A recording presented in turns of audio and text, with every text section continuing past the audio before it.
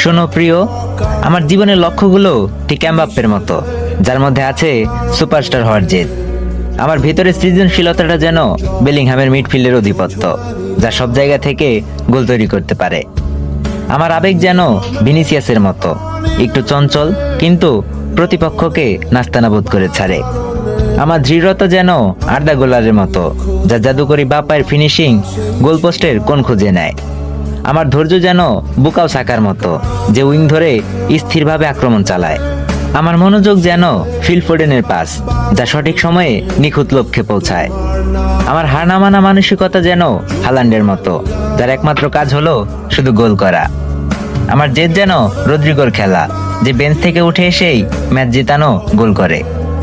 আমার মানসিক শক্তি যেন গাভীর মতো, যে তরুণ বয়সেও মাঠে বয়স্কদের মতো লড়াই করে। আমার আশাগুলো যেন মুসিয়ালার ড্রিবলিং, যা মুহূর্তের মধ্যে গোলপোস্টের দিকে ঘুরে যায়।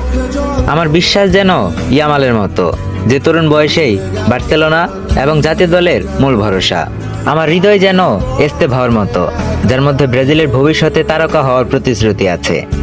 আমার ভালোবাসা যেন নিকো উইলিয়ামসের মতো, যার গতি আর ড্রিবলিং প্রতিপক্ষকে চমকে দেয়। আমার মন যেন নিকো পাজের মতো, অন্য ক্লাবে গেলেও নিজের প্রতিভাকে ধরে রাখে। আমার নীরব সমর্থনটা যেন আলভারেজের মতো, যে কঠোর পরিশ্রম করে সুযোগ তৈরি করে।